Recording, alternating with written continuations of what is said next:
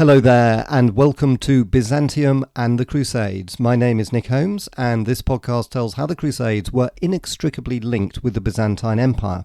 I've always been fascinated by this linkage, and the first 20 episodes or so told the story of how the First Crusade was born out of Byzantine collapse at the Battle of Manzikert. The First Crusade became a huge success, and not only did it save Byzantium, but it also captured Jerusalem and set up a series of Crusader states running down the eastern Mediterranean coastline from Syria to Egypt. The last episode told how the northernmost Crusader state, the Principality of Antioch, actually ended up fighting the Byzantines, and how its leader Bohemond launched an attack against Byzantium which failed miserably, and he died soon afterwards.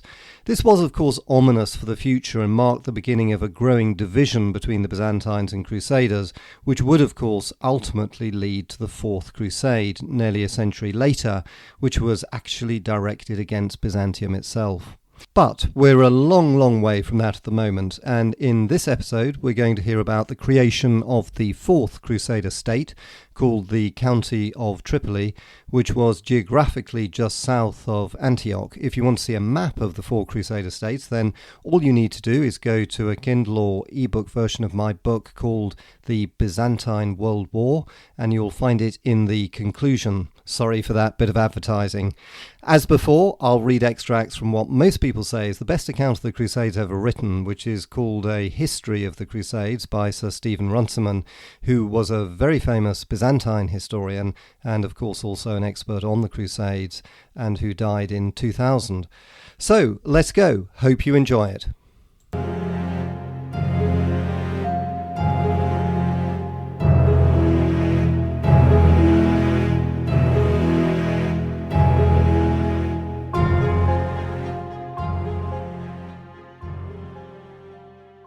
Of all the princes that set out in 1096 for the First Crusade, Raymond, Count of Toulouse, had been the wealthiest and most distinguished, the man whom many expected to be named as leader of the movement.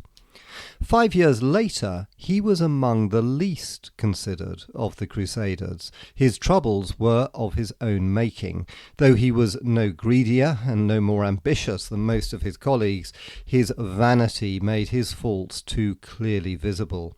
His policy of loyalty to the Byzantine Emperor Alexius was genuinely based on a sense of honour and a far-sighted statesmanship, but to his fellow Franks it seemed a treacherous ruse, and it won him small advantage, for the Byzantine Emperor soon discovered him to be an incompetent friend.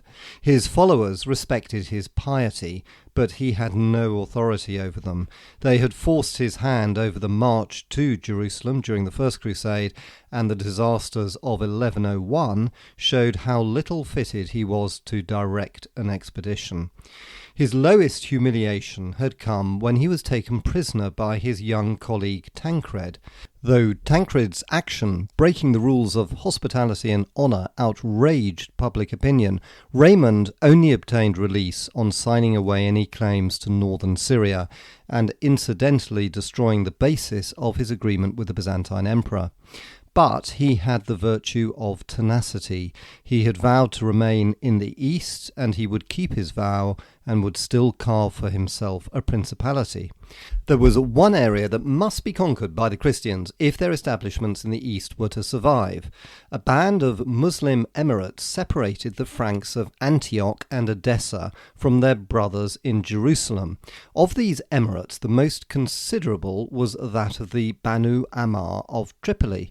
The head of the family, Fakhr al-Mulk, was a man of peace. Though his army was small, he ruled a wealthy district, and by a skillful, if inconsistent, attitude of appeasement towards all his neighbours, he maintained a precarious independence, relying in the last resort upon the strength of his fortress capital on the peninsula of Al-Mina. He had shown considerable friendliness towards the Franks whenever they approached his dominions. He had revictualled the First Crusade, and he did not oppose its leaders when they besieged the city of Acre. He had given Baldwin of Boulogne useful help during his perilous journey to assume the crown of Jerusalem, but when the Crusaders receded into the distance, he had quietly taken over the cities of Tortosa and Maraclea, which they had occupied. He thus controlled the whole coast road from Latakia and Jabala to the Fatimid dependency of Beirut. Raymond, whose ambitions were never modest, contemplated the establishment of a principality that would command both the coast road and the Orontes, with its capital at Homs, the city that the Franks called La Chamelle. But his first objective, determined probably by the presence of Genoese ships that might help him, would be the cities of the coast. On his release by Tancred in the last days of 1101, he set out from Antioch together with the surviving princes of the Crusades of 1101, which included Stephen of Blois, William of Aquitaine, Welf of Bavaria, and their comrades, who were anxious to complete their pilgrimage to Jerusalem. At Latakia, he was reunited with his wife and with his troops, and with them he marched on to Tortosa.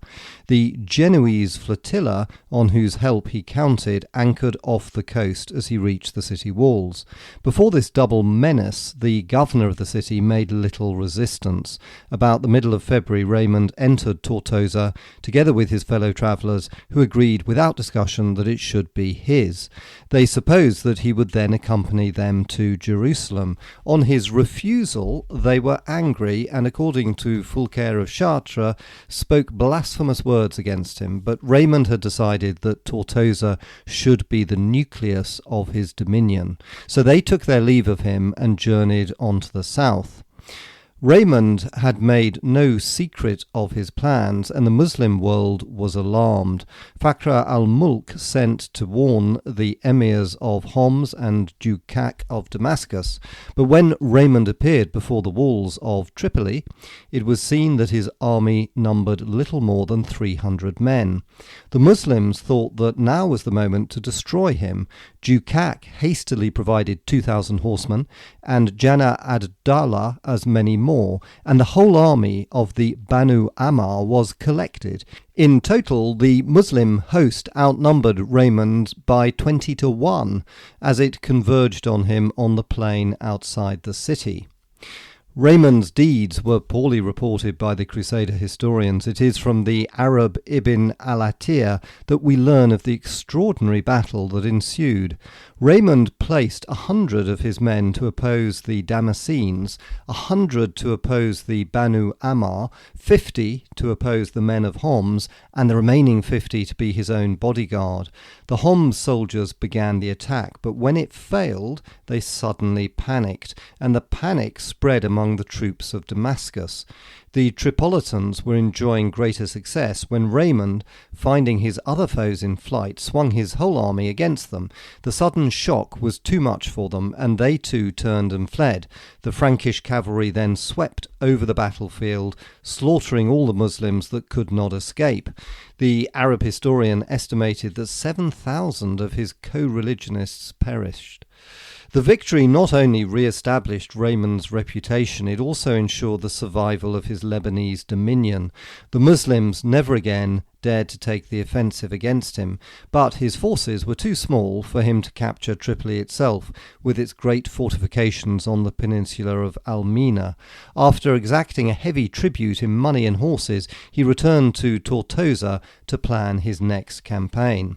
After spending the following months in establishing himself in the neighbourhood of Tortosa, he set out in the spring of 1103 to conquer the Bucaea, a necessary move if he wished to isolate Tripoli and himself expand towards the Orontes.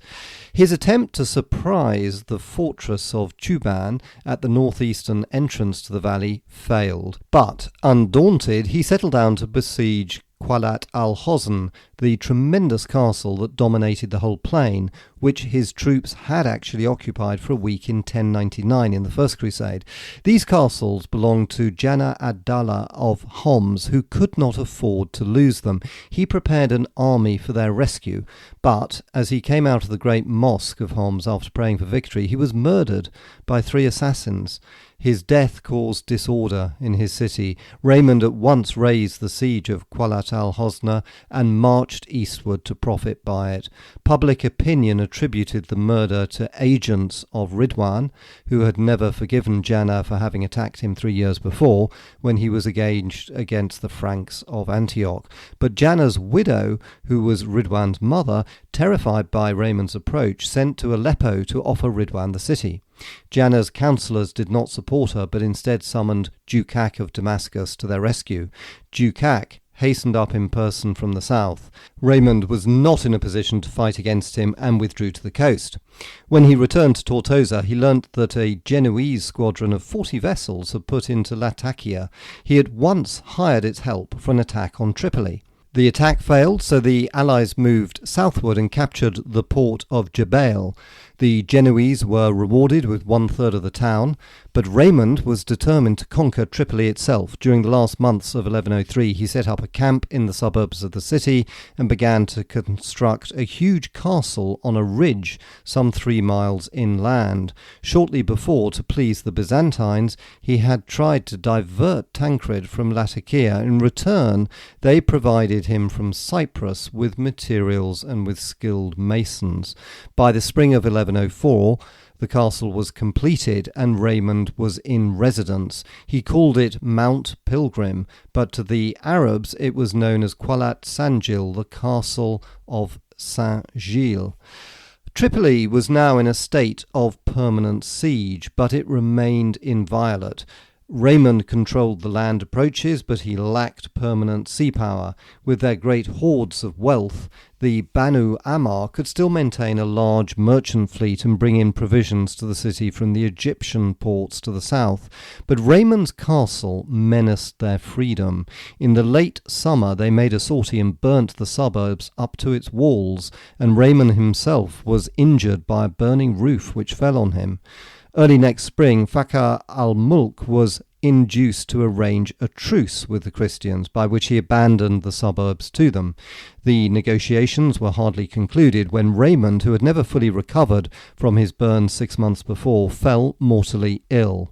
He died at Mount Pilgrim on the 28th of February 1105. The gallant adventures of his later years had quite restored his fame. He was mourned as a great Christian knight who had preferred the hardships of the Holy War to all the pleasures of his native land. This tribute was deserved, for Raymond, unlike his fellow Crusaders now settled in the East, who were of small account in their home countries, had possessed a rich heritage in Europe.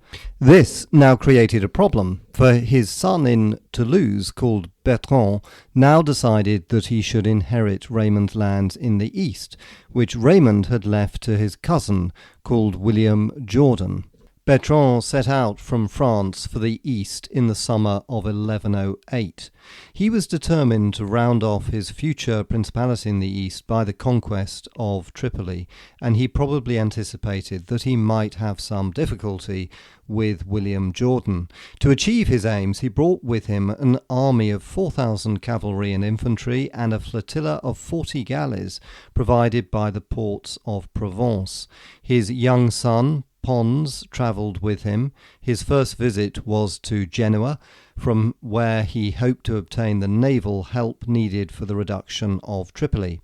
William Jordan had also tried to arrange an alliance with the Genoese, but his embassy found Bertrand already accepted as the Republic's ally. Genoa had promised to aid Bertrand to take over his father's conquests in the east and to crown them with the capture of Tripoli, in which they would be given the favoured commercial position. When Bertrand sailed on eastward in the autumn, a Genoese squadron sailed with him. Next, Bertrand planned to visit Constantinople to secure the support of his father's friend, the Byzantine Emperor. Storms obliged his fleet to put into the Gulf of Volo to the harbour of Almero, where his men made an excellent impression by abstaining from the usual Western practice of pillaging the countryside. Consequently, when he arrived at Constantinople, the Byzantine Emperor Alexius was prejudiced in his favour and received him as a son. Bertrand was given many valuable presents and the promise of imperial favours to come. In return, he swore allegiance to the Byzantine Emperor. From Constantinople, Bertrand and his allies sailed to Saint Simeon, the port of Antioch, and sent an envoy to Tancred to ask for an interview. Tancred at once came down to see him, but their conversation did not go smoothly. Bertrand arrogantly demanded that Tancred should hand over to him the portions of the city of Antioch that his father once had held. Tancred replied that he would consider this if Bertrand would assist him in the campaign on which he was about to embark against Mamistra and the Byzantine cities of Cilicia. To Bertrand, who had just sworn an oath of allegiance to the Byzantine Emperor Alexius and who counted on Byzantine support, the proposition was unacceptable, and he offered instead to conquer for Tancred the town of Jabala, in which Fakhr al-Mulk had taken refuge. Tancred insisted on cooperation in the Cilician expedition, and when Bertrand categorically refused because of his oath to the Byzantine Emperor, Tancred ordered him to leave his principality and to forbid his subjects to sell him supplies. Bertrand was obliged to move on down the coast and sailed into Tortosa harbour. Tortosa was held by one of William Jordan's lieutenants, who at once admitted Bertrand into the town and gave him all the provisions that he required. Next day, Bertrand sent a messenger to William Jordan's headquarters at Mount Pilgrim, requiring the surrender of all his father's inheritance in the lands of La Chamelle, that is to say, the Principality of Homs that Raymond had hoped to found. But William Jordan was in no mood to abdicate in Bertrand's favour. He replied that he held Raymond's lands by the right of inheritance, and that moreover he had defended them and added to them. But the size of Bertrand's armada alarmed him. He sent to Antioch to ask Tancred to intervene in his favour. In return, he promised to become Tancred's vassal. His move obliged Bertrand to take corresponding action. Bertrand sent a messenger to Jerusalem to put his case before King Baldwin, to whom he appealed as supreme arbiter of the Franks in the east, and whom he thereby recognized as his suzerain. King Baldwin, whose statesmanship saw that the Franks in the east must work together, and whose ambition pictured himself as their leader, at once answered the appeal. He was already angry with Tancred over his treatment of Baldwin of Edessa and Jocelyn of Courtenay. Bertrand had moved southward to Tripoli, where his army was conducting the double task of continuing the blockade of the Muslim city and also besieging William Jordan's supporters on Mount Pilgrim. William Jordan had meanwhile left Mount Pilgrim and had reoccupied Tortosa, where he awaited Tancred. No sooner had Tancred joined him than they were visited by the envoys of King Baldwin, who ordered them both to appear at the royal court before Tripoli to settle the question of Raymond's inheritance. William Jordan wished to refuse the summons, but Tancred realised that defiance was impracticable. In July 1109, all the princes of the Frankish East assembled outside the walls of Tripoli. Bertrand was there with his army. King Baldwin of Jerusalem came up from the south with 500 knights and as many infantrymen. Tancred of Antioch brought 700 of his best knights, and Baldwin of Edessa and Jocelyn arrived with their bodyguards. At a solemn session in the castle of Mount Pilgrim, Tancred was formally reconciled with Baldwin of Edessa and with Jocelyn, while the Toulousian inheritance was divided. William Jordan was to keep Tortosa and his own conquest Acre, and Bertrand was to have Jebel and Tripoli as soon as it was captured. The former swore allegiance to Tancred and the latter to King Baldwin, and it was agreed that on the death of either candidate the other should inherit his lands. With peace made between its leaders, the Frankish army set seriously about the capture of Tripoli. The Egyptian governor, Sharaf ad-Dawla, had been desperately demanding help from the authorities in Egypt, who equipped a huge fleet with transports for an army and boats laden with supplies. But intrigues and quarrels amongst the Egyptian commanders had delayed its departure from the ports of the Nile Delta. Months passed by while the Egyptian vizier half-heartedly tried to compose the quarrels, and now at last orders were given for it to sail. But the north wind blew steadily and the ships could not leave the harbour. When at last they set out, they were reduced in number, and it was too late. The garrison of Tripoli, cut off from help by sea by the fleets of Genoa and Provence, and with their land wall battered by all the machines that the Frankish army could muster, soon abandoned all thought of resistance. Sharaf ad-Dawla sent to King Baldwin offering to surrender on terms. He asked that the citizens wishing to emigrate from the city should be allowed to go in safety with their movable goods, and that those wishing to remain should become Frankish subjects and should keep all their possessions, merely paying a special yearly tax. He himself would be permitted to depart with his troops to Damascus. King Baldwin agreed, and on the 12th of July 1109 the Christians entered Tripoli. Baldwin himself kept to his agreement. In the districts that he took over there was no pillage or destruction, but the Genoese, finding the city undefended, forced their own way in. They began to sack and to burn houses and to slay every Muslim that they met, and it was some time before the authorities could restrain them. In the tumult, the great library of the Banu Ammar, the finest in the Muslim world, was burnt to the ground, and all its contents perished. When the city was fully occupied and order was restored, Bertrand was installed as its ruler. He took the title of Count of Tripoli and reaffirmed his vassaldom to the Kingdom of Jerusalem. His obligations to the Byzantine Emperor Alexius were ignored. The Genoese were rewarded by a quarter in Tripoli, by a castle known as the Castle of the Constable, 10 miles south of Tripoli, and the remaining two-thirds of the town of Jubail. Jubail was given by them to the Admiral Hugh Embriaco, whose descendants formed it into a hereditary fief. Bertrand did not have long to wait before he secured the whole of his father's eastern inheritance. While the Frankish army was still at Tripoli, William Jordan was shot by an arrow. The circumstances remained a mystery. It seemed that he rashly intervened in a scuffle that had broken out between two grooms, and as he tried to separate the men, someone fired on him. Suspicion inevitably fell on Bertrand, but nothing could be proved. Bertrand at once took over all William Jordan's lands, which thus passed under the allegiance of King Baldwin. Tancred had therefore backed the wrong horse. So it was that Raymond's son fulfilled his father's ambition of founding a state in the east. It was a lesser principality than Raymond had originally envisaged.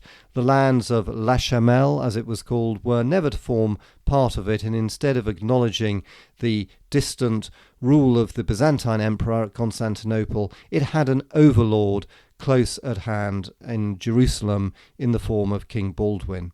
But it was a rich and prosperous heritage by its wealth and by its position linking the Franks of northern Syria with the Franks of Palestine. It was now to play a vital part in the history of the Crusades.